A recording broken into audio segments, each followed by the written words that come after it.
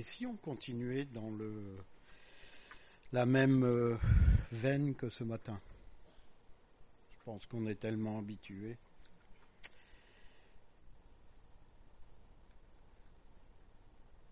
On est, par exemple, ce matin, quand on m'avait dit qu'il allait faire du verglas, on aurait pu penser que, on a peur, on a ceci, on a cela.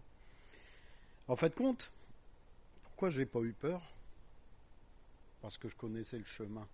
Je savais exactement par où les routes qu'il fallait passer. Je voyais qu'il n'y avait rien de dangereux, donc j'y suis allé. Le Seigneur nous invite de la même façon. Et il m'a mis depuis 3 semaines quelque chose à cœur, quelque chose qu'on connaît tous. Qu'on connaît d'une façon pleine et entière, et que parfois on a du mal à suivre.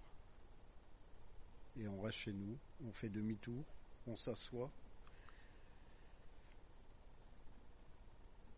Voilà ce qu'a dit Jésus. Je suis le chemin, la vérité et la vie. Bien sûr, ça c'est mon titre. Parce qu'après, en Jean 14,6, Jésus lui dit, je suis le chemin, la vérité et la vie. Nul ne vient au Père que par moi.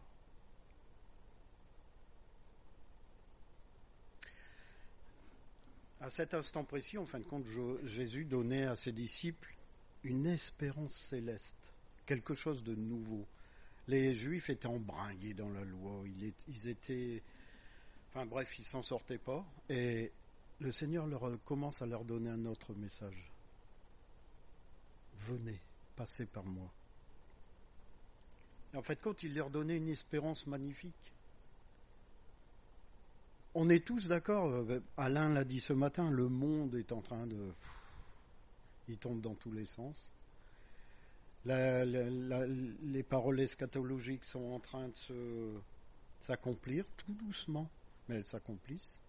Quand on voit les grands incendies, avant c'était 150 mètres carrés, maintenant on parle de milliers de mètres carrés. Les hommes sont complètement impuissants. Quand on voit la bêtise humaine ou deux guerres avec énormément de morts, ça n'a pas suffi, l'homme continue à s'écharper. Alors maintenant on parle de 250 000 morts russes, autant en face. Et ce matin j'avais vraiment à cœur le Seigneur m'a mis à cœur, mais j'ai construit ce monde, je l'ai pas construit pour ça. Je l'ai absolument pas construit pour ça. Et nos vies ce matin, comment elles sont par rapport à ce que Dieu a prévu pour nous? Comment elles sont? Jésus indiquait un chemin qu'il fallait prendre. Et le chemin qu'il indiquait, c'était la nouvelle relation. Il devenait la nouvelle relation pour atteindre le Père. Et pour nous, dans nos cœurs, ça doit être la même chose ce matin. Jésus-Christ est ce passage obligatoire pour aller au Père. Et ce qu'il y a derrière, c'est qu'il était en train de dire que ceux qui suivraient ce chemin, leur destinée était une vie éternelle. Parce que Jésus est le chemin de la réconciliation. C'est-à-dire que quand on emprunte le chemin de Jésus-Christ, c'est pas seulement quelque chose de magnifique, mais on passe chacun par une vie nouvelle. Pourquoi? Parce que quand on commence à entrer dans le chemin, on tombe dans la vérité. Et cette vérité nous donne la vie.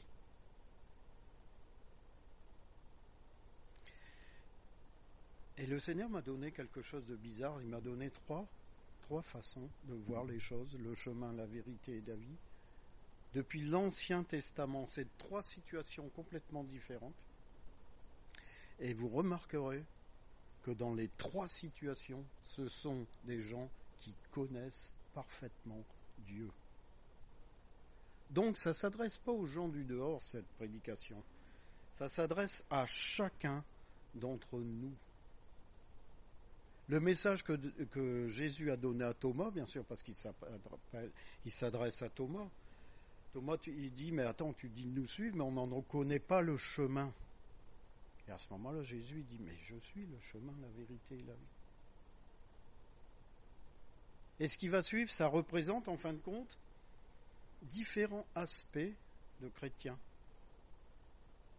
Et je trouve ça triste, vraiment triste.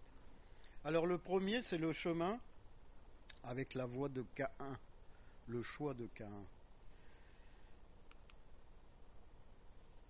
Genèse chapitre 4 verset 1, Adam connut Ève, sa femme, elle conçut et enfanta Caïn et elle dit, j'ai formé un homme avec l'aide de l'Éternel. En fin de compte, dans l'histoire de Caïn et Abel, la postérité de la femme affronte qui ? La postérité du serpent. En Genèse 3, 15,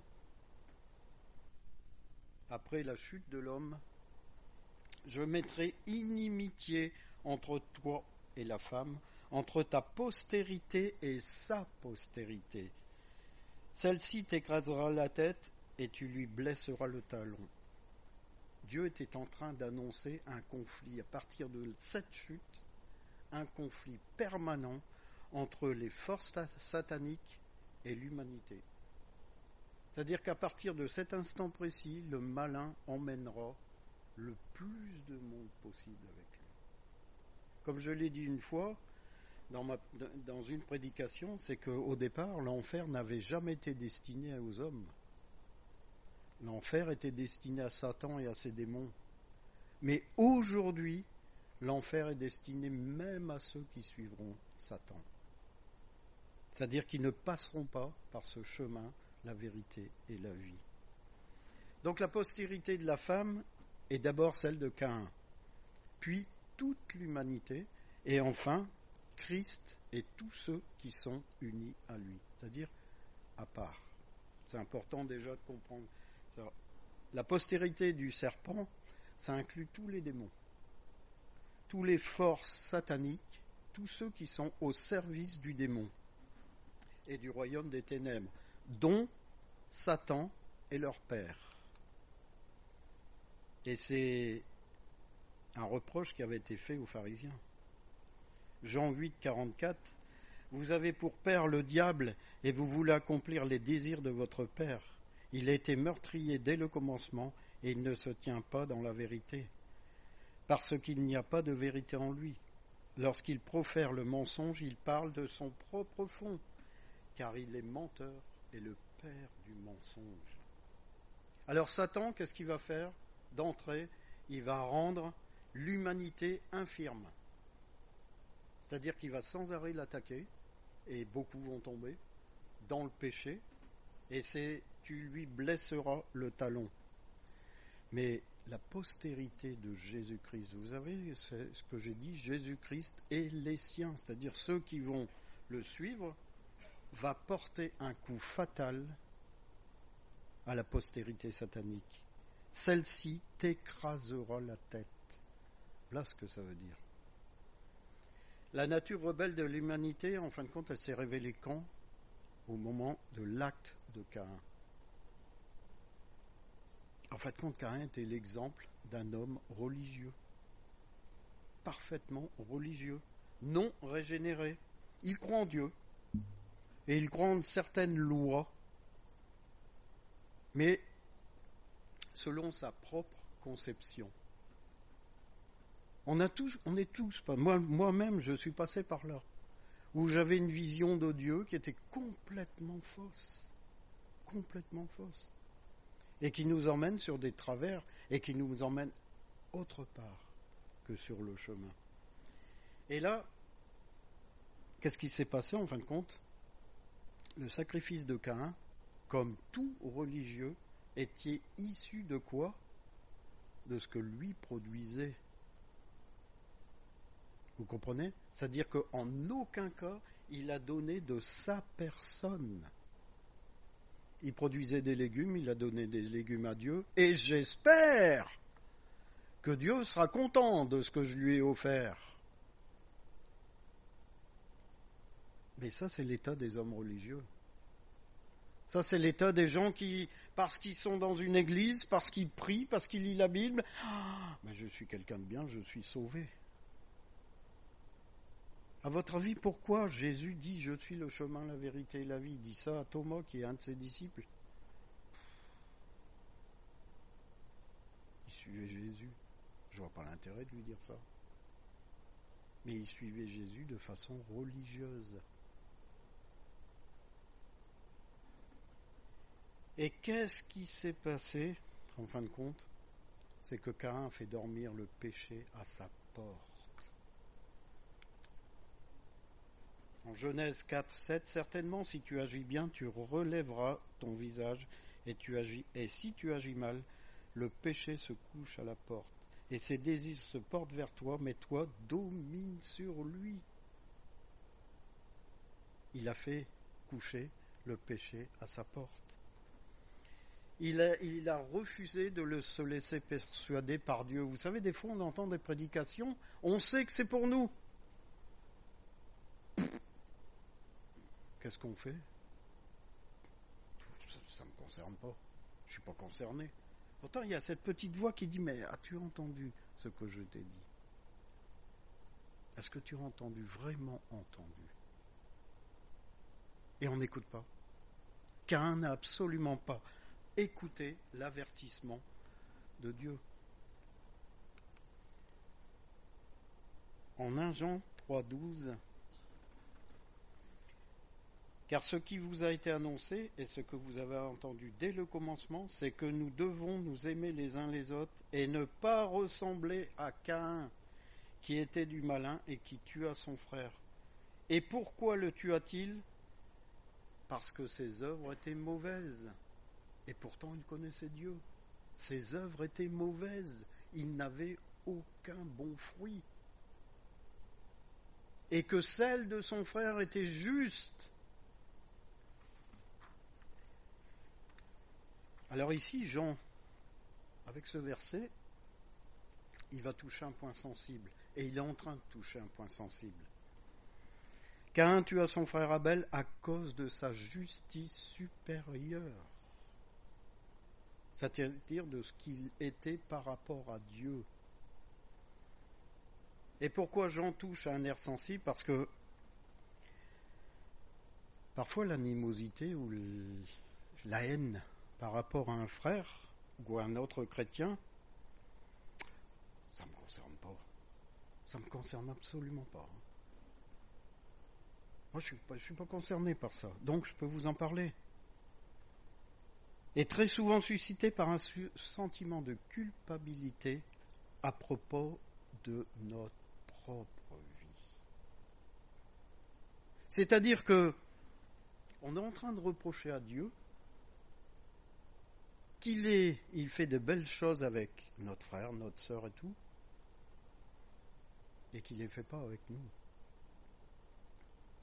Et ce qu'on ne voit pas souvent, c'est que s'il ne les fait pas avec nous, c'est qu'on a un sérieux problème avec notre vie. Et on a beau lui demander ce qu'on veut. Parce que Caïn, il a discuté, hein. Mais il était tellement borné que Dieu n'a rien pu faire avec lui. Et on a beaucoup de cas dans les églises comme ça, où les gens sont jaloux que un tel, ils réussissent, et puis pas nous. Alors, qu'est-ce qui arrive? La critique, l'amertume, le jugement, la rancune. On est exactement dans la même situation que Caïn. On est à côté du chemin. On est dans l'église, mais à côté du chemin.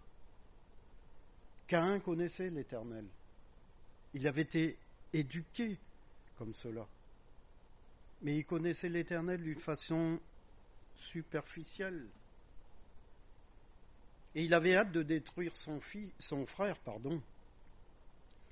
Et c'est souvent malheureusement la solution qui est adoptée par les hommes qui vivent sans Dieu. C'est-à-dire que lui, j'en veux plus. Lui, j'irai pas aller jusqu'au meurtre, mais je veux plus le voir.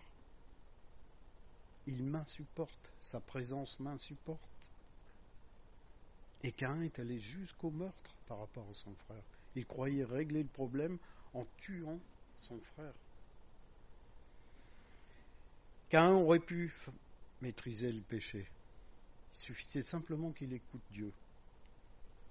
Mais dans la lutte entre le bien et le mal, quiconque est mu par la convoitise et l'agressivité est une proie pour Satan. C'est-à-dire que dès qu'on convoite quelque chose, dès qu'on est agressif, ne vous inquiétez pas que le malin s'occupe de nous, il est très content. Et on ne voit même plus, on est dans le brouillard et on ne voit même plus l'entrée du chemin. Absolument plus. Parce qu'on voit cette situation. Que cette situation. Et cette situation, on a beau dire aux autres, voilà, j'ai acheté, il n'y a que mon cas qui est grave. Votre cas, c'est pas grave, il n'y a que mon cas. Vous comprenez ce que je veux dire? Et même quand Dieu nous dit, mais est-ce que tu as entendu ce que je t'ai dit ce matin? On est incapable de dire au Seigneur, oui, j'ai entendu. Et je vais faire ce que tu m'as demandé. Parce qu'on ne voit que ce problème.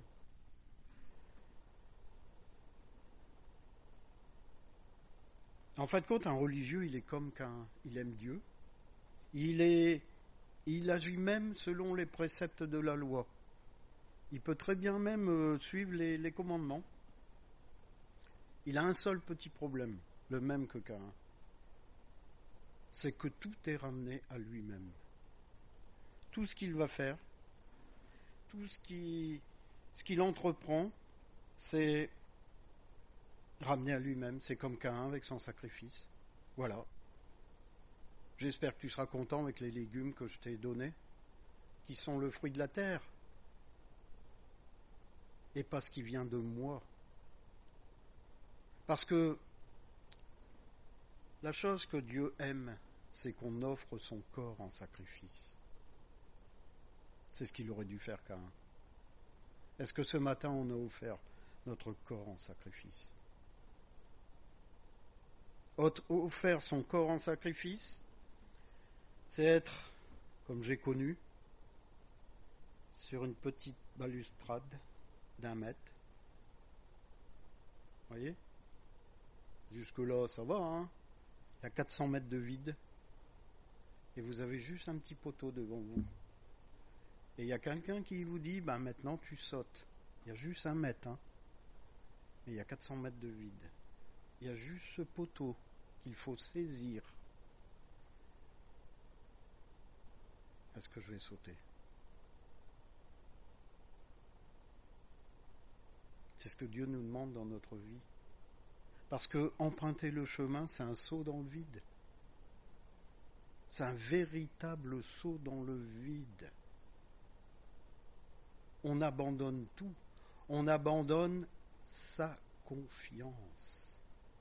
Moi, je me rappelle, le gars qui était à mes côtés, il m'a toujours dit, ne pense pas à ce que tu dois faire, fais-le. Il m'a fallu quand même 2 minutes pour comprendre ce qu'il était en train de me dire. Et c'était simplement qu'il fallait arriver, pas réfléchir, sauter. Donc je suis reparti, je suis arrivé, j'ai sauté directement. Dans la vie avec le Seigneur, c'est exactement la même chose. Quand on veut emprunter le chemin, c'est cette confiance aveugle qu'on doit avoir dans le Seigneur. On ne doit pas avoir confiance dans ce qu'on fait, on en reviendra plus tard, dans cette forme de religiosité, le fait d'exceller dans des choses de Dieu. Mais à un moment donné, le Seigneur dit, j'ai horreur de vos holocaustes, j'ai horreur de vos sacrifices. Pourquoi? Parce qu'il voit notre cœur. Parce qu'il voit parfaitement la façon dont on se comporte. Et cette façon, c'est ce qui a entraîné Caïn au meurtre de son frère. Il a écouté sa voix. Il a écouté tout ce qu'il était. Il était quelqu'un de bien. Il travaillait.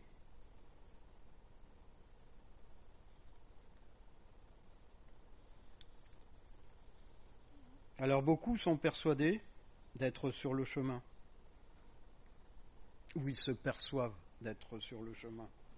D'autres attribuent une connaissance à la puissance de l'esprit qui est en eux. Alors que c'est tout sauf de l'esprit. Parce que la plupart du temps, ce qu'il faut faire, c'est regarder notre vie. Avec toute sincérité, avec toute honnêteté, et se dire, mais de quel esprit elle est remplie ? Est-ce que ma vie porte du fruit ce matin ? Parce que Jésus donne un chemin, c'est le sien, ça ne peut pas être un autre chemin. On ne va pas passer par la religiosité. Dieu a en horreur les religieux. J'espère que vous en êtes persuadés.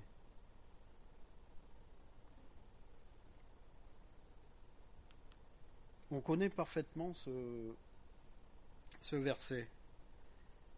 2 Corinthiens 5, 17. Si quelqu'un est en Christ, il est une nouvelle créature. Les choses anciennes sont passées. Voici, toutes choses sont devenues nouvelles. Le secret de Jésus-Christ dans notre vie, il est là. Il est ici, dans ce verset. C'est plus profond que la religion. C'est le fait que si je demeure en Christ, Christ demeure en moi. Abel avait foi en Dieu. Il avait foi en Dieu. Et Caïn, qu'est-ce qu'il fait ? En fait, quand il se contentait d'accomplir une corvée, la différence, elle est là. Est-ce que être chrétien pour vous est une corvée ? Comment on va au culte ? Comment on va aux réunions d'études bibliques ? Comment on va aller aux réunions d'intercession ? Est-ce que c'est une corvée ? Est-ce qu'on le fait parce que on doit le faire ? Ou est-ce que j'y vais vraiment par amour ? La foi, en fin de compte, c'est pas de l'à peu près. C'est quelque chose qui est construit dans notre cœur, avec l'intimité qu'on a avec Dieu. Et c'est cette foi qui nous permet de voir le chemin. Si vous n'avez pas cette foi ce matin en vous, vous ne verrez jamais le chemin. Le chemin, c'est quoi ? C'est l'amour de Jésus-Christ. Un véritable amour. C'est plus moi qui vis, mais Christ qui vit en moi. Le reste, c'est du blabla. C'est de la religiosité. Et en fait, quand on n'est absolument pas sauvé par la religiosité. Christ ne nous connaît que si on a une relation intime avec lui. Que de cette façon-là. On connaît exactement ce verset. J'ai été crucifié avec Christ, et si je vis, ce n'est plus moi qui vis, c'est Christ qui vit en moi. Si je vis maintenant dans la chair, je vis dans la foi au Fils de Dieu, qui m'a aimé et qui s'est livré lui-même pour moi. En fait, ce verset est en train d'expliquer l'union parfaite du croyant avec Jésus-Christ, mais du croyant qui a été baptisé dans le Saint-Esprit.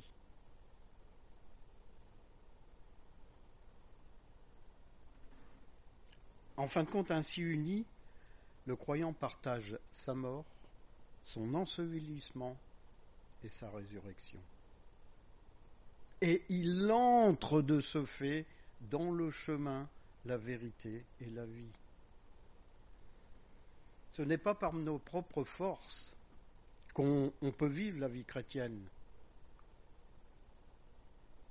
Vous, dans une heure après le culte, vous allez peut-être avoir toujours cette inspiration de chrétien. Mais si vous n'avez pas été transformé, dans 3 heures, le naturel revient au galop. Et il y a des fois des frères et sœurs qui sont surpris de vous voir, ou de me voir. S'ils me voyaient dans un état pas possible, ils me disaient, mais attends, si t'es pas le même quand t'es à l'église et quand on te voit dehors.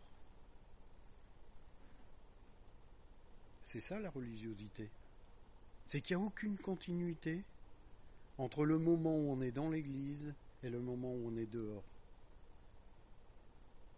Et pourtant la lumière de Jésus-Christ dans notre vie est la même. Elle est constante.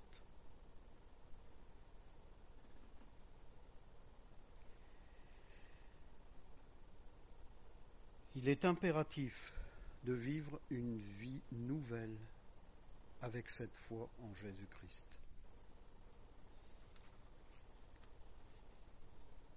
Le deuxième point, c'est la vérité avec l'erreur de Balaam. On connaît tous Balaam.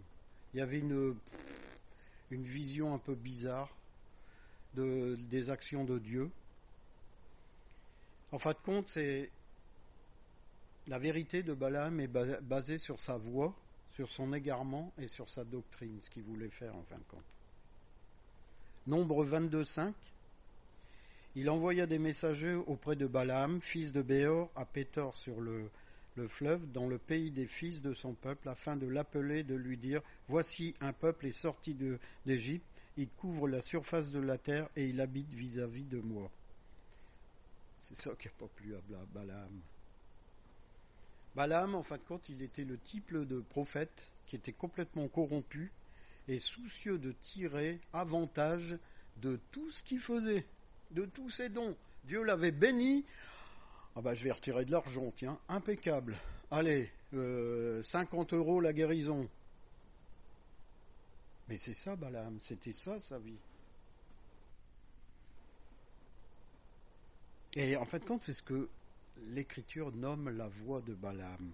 En 2 Pierre, chapitre 2, verset 15, après avoir quitté le droit chemin, ils se sont égarés en suivant la voie de Balaam, fils de Bossor. Il aima le salaire de l'iniquité, le fruit de l'iniquité. C'est grave quand même. En fait, compte, Balaam était comme un animal, exactement pareil. Il avait un instinct d'animal. Il réfléchit absolument pas. Et il a été repris par qui? Un âne. C'est un âne qui lui a montré l'ange qui était avec l'épée. En fin de compte, il considérait que la morale inhérente à l'homme. C'est-à-dire que pour lui, Dieu était... Non, il n'y avait que le fonctionnement de l'homme qui était normal pour lui. C'est ce qu'on appelle l'égarement de Balaam. Mais il ignorait une chose, c'est que la morale, Dieu avait une morale absolue sur l'expiation substitutive, et on la connaît aujourd'hui, elle est en Jésus-Christ, par laquelle Dieu peut demeurer juste tout en justifiant les pécheurs qui croient.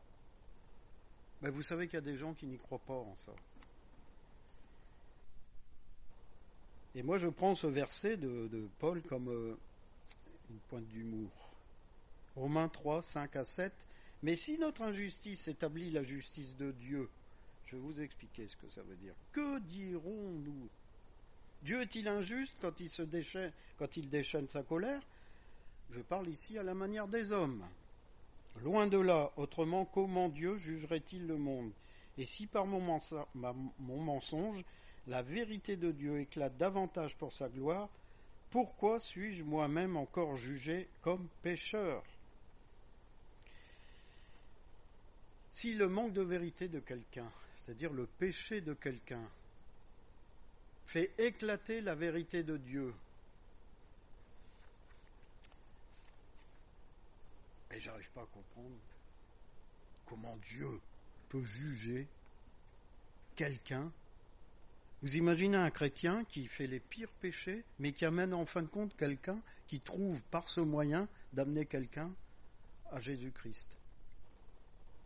La voie d'adultère, la voie de tout ce que vous voulez. je ne comprends pas pourquoi Dieu me condamne. Ça vous semble pas bizarre ce que je vous dis? C'est la réaction des personnes qui sont non sauvées, malheureusement. C'est la réaction des personnes qui sont non sauvées. Ça revient à dire qu'en fin de compte, on peut faire le mal tant que ce mal amène des choses à bien. C'est incroyable, hein? Vous pouvez faire n'importe quel péché tant que les choses tournent en faveur de Dieu. Mon Dieu.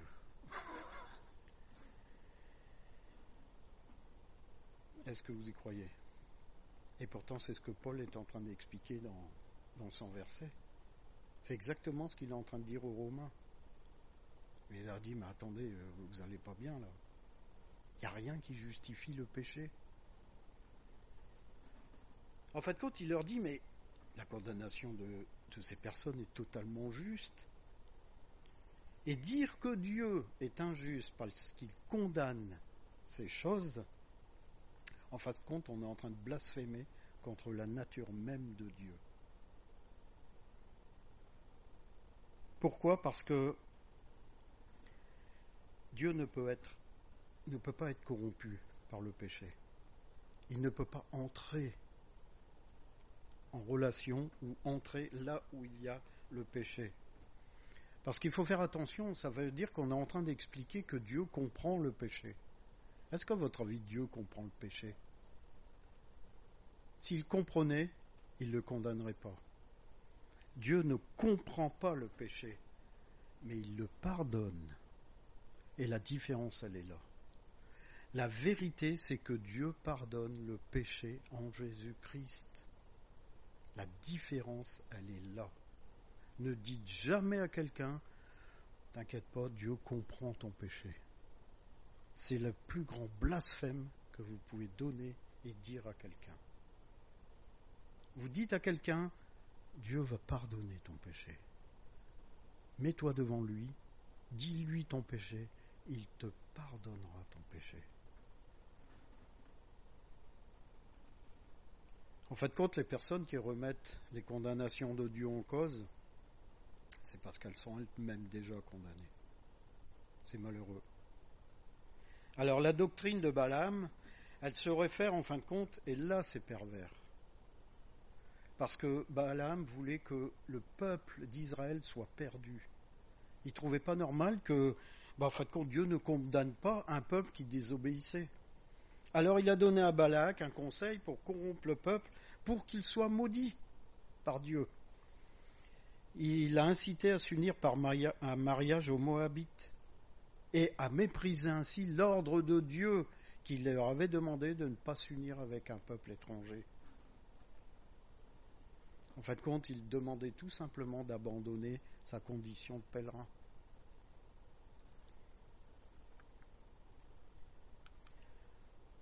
En Nombre 25, versets 1 et 2, Israël demeurait à Sittim, et le peuple commença à se livrer à la débauche avec les filles de Moab. Elles invitèrent les peuples au sacrifice de leur Dieu, et le peuple mangea et se prosterna devant leur Dieu. Donc le peuple d'Israël a bien obéi à l'Éternel. Il a suivi la doctrine de Balaam. Vous savez qu'on doit faire très attention, extrêmement attention dans nos églises maintenant, parce qu'il y a plein de doctrines qui vont venir, qui vont nous emmener en dehors de la vérité de Jésus-Christ. Ça va être sournois, mais elles vont arriver et très vite. Et si on tient aujourd'hui droit, debout, à Hasbrook, il ne faut jamais s'en vanter. Parce que demain on peut tomber. Il faut toujours faire confiance à la grâce de Dieu. Il faut toujours orienter notre cœur sur le chemin, la vérité et la vie. En fin de compte, ce qu'on commet à ce moment-là, c'est un adultère spirituel. En Jacques, chapitre 4, verset 4, « Adultères que vous êtes, ne savez-vous pas que l'amour du monde est inimitié contre Dieu ? Celui donc qui veut être ami du monde se rend ennemi de Dieu. Et ça va très vite. Il y a beaucoup d'églises qui font entrer sous couvert d'évangélisation les choses du monde. Et ça perd les églises. Les églises sont totalement perdues. Parce que c'est plus Dieu qui dirige l'église, dans ce cas-là, à faire. Et c'est le système du monde. Alors si tu es sorti de la vérité ce matin, peut-être que tu es perdu. Mais Christ est la vérité. Et il ne veut surtout pas que nous soyons égarés. Le troisième point, qui est le dernier, la vie au travers de la mort de Corée. Vous savez ce que c'est la mort de Corée? Donc là, je vais dans Jude. Malheur à eux, car ils ont suivi la voie de Caïn, ils se sont jetés pour un salaire dans l'égarement de Balaam, ils se sont perdus par la révolte de Corée.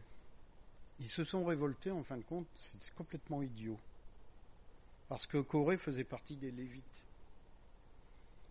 Et ils étaient au plus près de Dieu.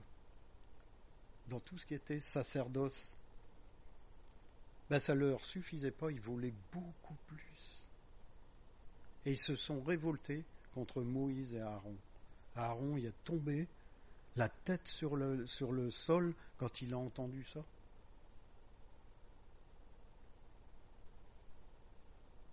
En fait, on pourrait appeler ce troisième point, c'est marcher dans l'erreur. Et on perd la vie en marchant dans l'erreur. Ici, ce verset de Jude s'adresse aux apostats. Les apostats, ce sont les gens qui renient ouvertement la doctrine de Jésus-Christ, par exemple, la christologie, une religion ou une croyance. En fait, Corée refusait de reconnaître que l'Éternel lui avait délégué son autorité pour travailler dans le temple, pour travailler au sacerdoce. Il voulait beaucoup plus. Est-ce que tu étais à la place dans l'église? C'est ça. Quelle est ta place dans l'église? Oui, mais tu m'as donné ça, Seigneur, mais ça ne me suffit pas. Je veux encore plus. Et Corée est tombé. Et si vous voulez voir l'histoire, vous lisez Nombre 16. Et sa rébellion était contre Dieu lui-même, ce qui était incroyable. Il n'admettait pas les choix de Dieu pour lui. Mais il y en a combien comme ça? Et ici, dans Jude, il s'adresse à des gens, des dirigeants d'église, qui se sont rebellés contre l'autorité de Dieu pour leur église. Et ce qui est incroyable, c'est que Jude dit ils vont être détruits subitement. Et la destruction, il le dit d'une façon, en fin de compte, il en parle au passé comme si c'était déjà fait. Ils se sont perdus. Combien d'entre nous se sont perdus pour des futilités, pour des imbécilités? On perd le chemin, on perd la vérité, mais on perd la vie éternelle. Et après, on s'étonne qu'on doit passer par le feu. Si on se détourne des voies de Dieu que Dieu a tracées pour nous, parce que l'on refuse les décisions qu'il a prises pour notre vie, refusant même son autorité sur notre vie, il ne faut pas s'attendre à autre chose que la mort. Alors que Jésus-Christ dit « Je suis le chemin, la vérité et la vie ». Il n'y a qu'une chose qui peut sauver la personne dans cet état, c'est une repentance profonde. Et c'est pas « Seigneur, j'ai encore péché ». Non, Seigneur, je te donne cette abomination et je m'en vais de ça. Je ne veux plus y remettre les pieds. On arrive au bout de la prédication. vous avez tous compris que Jésus s'adresse à Thomas, parce que Thomas n'a toujours pas compris.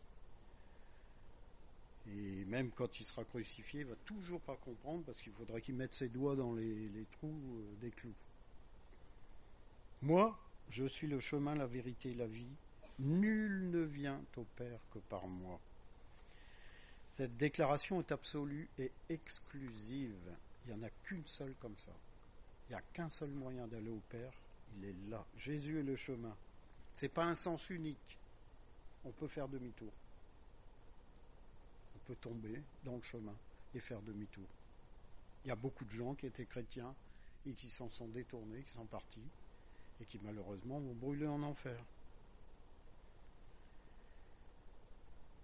Jésus-Christ est sorti du Père pour que le Fils révèle la gloire de Dieu au travers de ce qu'il va faire. Jésus-Christ est un homme parfait et parfaitement Dieu. Il est le seul chemin qui mène au Père. Sans lui, l'accès au ciel est barré. Il n'y a aucun autre moyen d'aller voir Dieu. Aucun autre moyen. Jésus est la vérité. La vérité n'est pas un système philosophique, encore moins un ensemble de dogmes. C'est-à-dire, vous savez, des trucs qu'on lit, qu'il faut apprendre, qu'il faut faire, et voilà. C'est absolument pas ça du tout. La vérité est une personne. En Jean, chapitre 1, verset 17, « Car la loi a été donnée par Moïse, la grâce et la vérité sont venues par Jésus-Christ. » Ce qui nous permet d'avoir cette vie éternelle, c'est la grâce de Dieu pour nos vies. Et cette grâce de Dieu, on la connaît qu'en Jésus-Christ. Pourquoi ? Parce qu'il met toutes choses en lumière. Christ dans vos vies va mettre toutes choses en lumière comme Dieu les voit.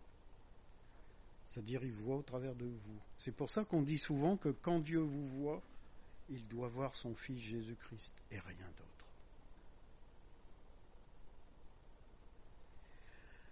La loi, qui était pourtant sainte, ne pouvait être qu'une vérité partielle.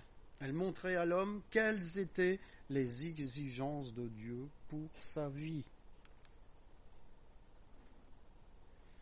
En Romains 7,7, que dirons-nous donc ? La loi est-elle péché ? Loin de là. Mais je n'ai connu le péché que par la loi. Car je n'aurais pas connu la convoitise si la loi n'eût dit « Tu ne convoiteras point ». Dans mon métier de policier, j'ai toujours été surpris. C'est quand vous mettez une route barrée, vous avez une personne qui arrive en voiture, elle est barrée. Non, vous pouvez y aller. C'est comique. Je suis d'accord avec vous. La personne dit route barrée. On ne peut pas passer. Allez-y. Quand on pose des interdits aux hommes, on peut être sûr d'une chose, c'est que ces interdits seront bafoués. Ça, vous pouvez être sûr. La loi mettait des interdits aux hommes. Et Paul en prend un exemple, la convoitise. En fait, l'interdit de convoiter aux hommes l'amène à convoiter encore plus. C'est incroyable, hein ? En elle-même, la loi est sainte et spirituelle. Elle n'est pas péché, mais elle excite le péché. Ce n'est pas la loi qui excite le péché, c'est la nature de l'homme. En fait, quand on reconnaît que c'est péché, par la loi. Je vais vous donner un exemple. Vous arrivez à un feu rouge, on l'a vu ce matin, je crois d'ailleurs. Vous arrivez à un feu rouge, vous passez. Excellent. Mais vous savez que c'est grave. Pourquoi ? Parce que dans votre tête, il y a le code de la route que vous avez dû apprendre pour passer le permis. Vous savez que c'est grave et dangereux. Mais pourquoi vous passez le feu rouge alors ? Vous voyez ? Vous connaissez la loi et vous franchissez quand même des interdits. Enfin, quand je dis vous, je me comprends. Mais vous avez des gens qui franchissent les interdits. Quand ils se font choper, Ben, vous avez tenté toutes les excuses possibles et imaginables. On rit, mais nous chrétiens, avec Dieu, on fait exactement la même chose. Quand on pêche, on trouve toutes les excuses possibles et imaginables.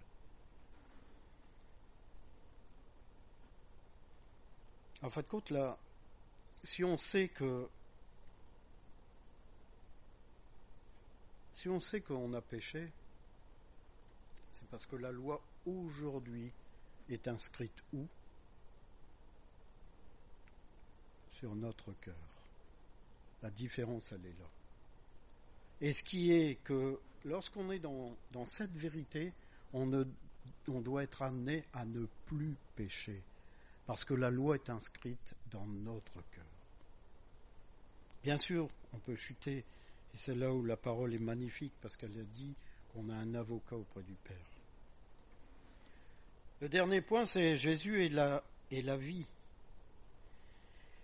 Il est la source de vie, parce qu'il est le seul capable de nous délivrer de la mort. Et quand je parle de la mort, c'est de cette mort spirituelle. C'est-à-dire que même si l'on meurt physiquement, notre âme continue à vivre. Et c'est ça qui est difficile à comprendre. C'est parce que pour l'instant, on ne le vit pas dans l'instant. Mais lorsqu'on va se retrouver au ciel, on va comprendre ce que ça veut dire. Le fait d'avoir emprunté le chemin, la vérité, la vie, et d'être en vie, même mort physiquement. Vous avez des gens qui vont continuer à être morts et qui vont continuer à mourir à l'éternité. J'en ai parlé quand j'ai parlé de l'enfer. Ils vont être conscients de tout, du passé, du présent. La seule chose qu'ils ne vont pas être conscients, c'est de l'avenir. Parce que l'avenir, ils vont être toujours en train de le vivre.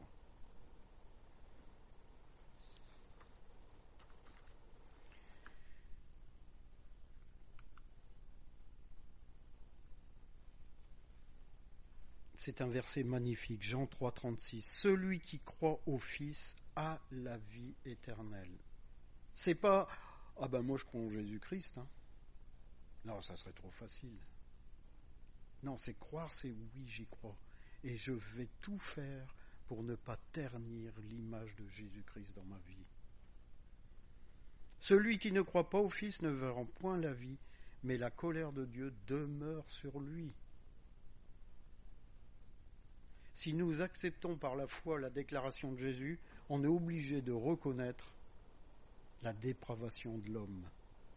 Et quand on s'en approche, c'est là où on doit se dire « Moi, je suis porteur d'une robe blanche. Je ne veux absolument pas la salir. Je m'écarte, je dégage. » L'homme, en fin de compte, sans Dieu, marche sans but, ne connaît rien de ce qui est vrai et ne possède aucune vie. L'homme sans Dieu survit. Il ne vit pas, il survit. En fin de compte, Dieu ne montre pas seulement le chemin pour aller au Père, il est lui-même le chemin. Le croyant n'est pas un vagabond qui erre au hasard sur la terre. Il est quoi? Un pèlerin pour le ciel. En fin de compte, il chemine, il apporte la lumière qui lui a été donnée. Et quand il marche pour le ciel. Tout ce qu'il construit, c'est pour le ciel. Pour marcher dans ce chemin, le Seigneur est la vérité, afin que nous ne nous égarions pas dans tout ce que le malin va mettre en œuvre, même au milieu de nos églises. Je vous rassure, si vous lisez tout ce qui est eschatologique, les premières choses vont arriver, c'est au milieu de nos églises. C'est pas par les gens du dehors, ils sont déjà morts. Il nous communique en fin de compte la force pour marcher dans le chemin qu'il a tracé pour nous. Et la puissance pour vivre cette vie divine. Le croyant, en fin de compte, celui qui croit en Christ, a pour besoin que Christ lui-même. Ce matin, on peut être troublé. On peut être troublé par différentes choses. On peut être perdu. On peut croire avoir perdu le chemin. On peut croire avoir perdu sa foi. Peut-être avoir été emmené et s'être égaré dans des doctrines qui n'ont rien à voir avec la parole de Dieu, se sentir complètement découragé, se sentir mort devant Dieu. En fait, moi je te dis ce matin que Jésus, le chemin, la vérité et la vie, répond à toutes tes questions. Est-ce que tu es prêt ce matin à accepter? Tu es peut-être parti depuis quelques semaines, tu es parti depuis quelques années de cette vie qu'il t'avait donnée. Est-ce que tu es prêt à faire quelque chose de nouveau? Prendre cette résolution de dire aujourd'hui, vous savez, comme Michael n'a pas prêché la semaine dernière, les bons vœux. Mes bons vœux, c'est oui, Seigneur, aujourd'hui je veux emprunter ton chemin. Je ne veux plus emprunter le chemin du malin. Et vous verrez des choses magnifiques qui vont se passer, des miracles. Amen.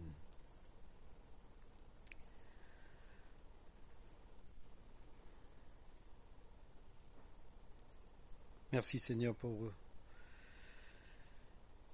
qui tu es. Jésus-Christ, notre Sauveur. Jésus-Christ, notre Rédempteur. Jésus-Christ, notre Dieu. Merci parce que ce matin, tu offres encore un chemin. Et tu tends la main encore ce matin. Seigneur, je suis content parce que je sais que tu n'as pas cette facilité de juger, comme les hommes jugent, ou sont trop rapides à juger.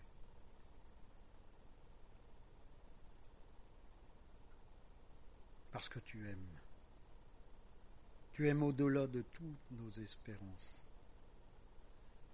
Et Seigneur, si tu ne nous aimais pas, nous serions morts aujourd'hui.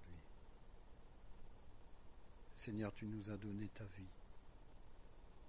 Tu nous as donné ta vie pour que ta vie vive en nous par ta présence. C'est pas ce que nous sommes, c'est pas ce que nous faisons qui est important. C'est notre foi en toi qui est importante. Le fait que quoi qu'il arrive, je me jette avec confiance.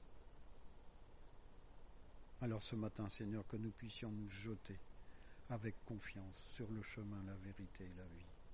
Au nom de Jésus-Christ. Amen.